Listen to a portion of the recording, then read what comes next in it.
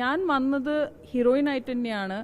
ഞാൻ സ്ട്രഗിൾ ചെയ്തിട്ടില്ല. ഞാൻ ആരുടെ കൂടെ വർക്ക് ചെയ്തിരുന്നോ അവരെല്ലാവരും എന്നെ നന്നായിട്ട് എല്ലാവരും എടാപോടാന്നൊക്കെ രീതിയിലാണ് സംസാരിക്കുക. They all treat me like A dude. അപ്പോൾ എനിക്ക് ടോം ബോയ് പോലെയാണ് എന്നെ ട്രീറ്റ് ചെയ്യുക. അപ്പോൾ എന്നോട് ഒന്നുമില്ല, എന്നെ മോശമായിട്ടൊന്നും ആരും ചോദിച്ചിട്ടുമില്ല. ചലച്ചിത്ര അക്കാദമിയുടെ ചെയർമാൻ സ്ഥാനത്തിരിക്കുന്ന ആളാണ് രഞ്ജിത്ത്.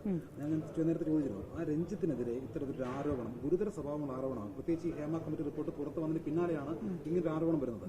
അദ്ദേഹം ഇപ്പോൾ ആ സ്ഥാനത്ത് തുടരുന്നുണ്ട്, ആരോപണ വിധേയനാണ്. അദ്ദേഹം അത്തരത്തിലൊരു ഇടപെടൽ നടത്തിയിട്ടുണ്ടാകുമെന്ന് കരുതുന്നു. അയ്യോ, ഞാൻ മൂപ്പരുടെ കൂടെ 2 പടം ചെയ്തിട്ടുണ്ട്. അപ്പോൾ പാലേരി മാണിക്കാണ് എൻ്റെ last. He treats me like a boy. അപ്പോൾ എനിക്ക് I can't say anything like that. എനിക്കറിയുന്ന ഒരു രഞ്ജിത്തേട്ടൻ എനിക്കറിയില്ല. പക്ഷെ എൻ്റെ സൈറ്റിൽ ഉണ്ടായിട്ടില്ല, 36 എൻ്റെ സൈറ്റിൽ ഉണ്ടായിരുന്നില്ല. ബിക്കോസ് ഞാനുള്ള സമയത്ത് ഞാനും മൈഥിലി മാത്രമേ ഉണ്ടായിരുന്നുള്ളൂ പെണ്ണായിട്ട്. ബാക്കി കുറെ ക്യാരക്ടേഴ്സ് ഇല്ലാണ്ടെങ്കിലും ആ സൈറ്റിലൊന്നും ഉണ്ടായിരുന്നില്ല.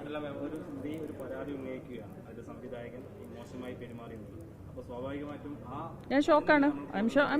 അല്ലല്ല, അങ്ങനെ സി നമ്മളിപ്പോൾ ഞാൻ പറയട്ടെ, കുറെ സ്ത്രീകൾ ഇതിനെ എന്താ പറയാ വിക്ടിം ഗെയിമും കളിക്കാറുണ്ട്. സ്ത്രീ എല്ലാ ആണുങ്ങളും ഇറ്റ്സ് എല്ലാ ഹ്യൂമൻ ബീങ്സ് എല്ലാ രീതിയിലും കളിക്കുന്ന ഒരു ഇമോഷണലായ അങ്ങനെ കളിക്കുന്ന ഒരു സ്വഭാവമുണ്ട്.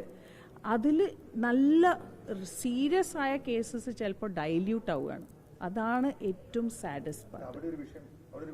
10 കേസ് ഉണ്ടെന്ന് വിചാരിച്ചോളൂ, അതിൽ ചിലപ്പോൾ 4 സീരിയസ് ആയ ജെന്യുവൻ വിത്ത് പ്രൂഫ് എല്ലാം ഉണ്ടാവുക, ബാക്കി ഒന്നും ഉണ്ടാവില്ല. പക്ഷെ ആ 4 കേസിനും ബാക്കി 6 കേസുള്ള രീതിയിലാണ് സംസാരം ഉണ്ടാവുക. സ്വാഭാവികമായും ബംഗാളിൽ നിന്നുള്ളൊരു നടി ചലച്ചിത്ര അക്കാദമി ചെയർമാൻ ആയിട്ടുള്ള ഒരാളോട് ഈ രീതിയിൽ ഇപ്പൊ പെട്ടെന്ന് ഒരു പ്രതികരണം നടത്തേണ്ടതിന്റെ കാര്യമുണ്ടോ എന്നുള്ള സ്വാഭാവികമായ സംശയമാണ്. അപ്പൊ അവരുന്നയിച്ച കാര്യങ്ങളിൽ അതിനകത്തൊരു ഗൗരവമുണ്ട്, അത് ഒരു വസ്തുതയ്ക്ക് നിലനിൽക്കുന്നതാണെന്നൊരു തോന്നൽ നമുക്ക് എന്തായാലും ഉണ്ടാവില്ല.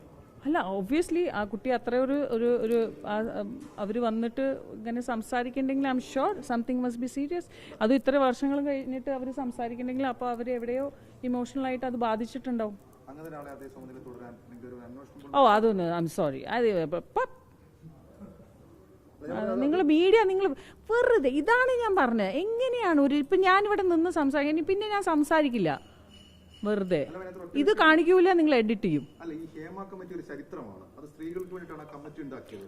ആ കമ്മിറ്റി ഉണ്ടാക്കിയ സർക്കാരിന്റെ പ്രധാനപ്പെട്ട സിനിമാ സംവിധാനത്തിന്റെ തലപ്പത്താണ് ഇരിക്കുന്ന രഞ്ജിത്ത്. അപ്പൊ ആ ചോദ്യം മാധ്യമപ്രവർത്തകർ ഉന്നയിക്കും. അതൊരു ചോദ്യമാണ്. അത് എന്നോട് എങ്ങനെയാ ചോദിക്കുക? അത് നിങ്ങൾ ഗവൺമെന്റിനോട് അല്ല. അങ്ങനെ ഒരു മൂപ്പര് എന്തെങ്കിലും തെറ്റ് ചെയ്തിട്ടുണ്ടെങ്കിൽ ഓബ്വിയസ്ലി മൂപ്പര് പണിഷ്മെന്റ് ചെയ്യണ്ടേ, പണിഷ് കൊടുക്കണ്ടേ?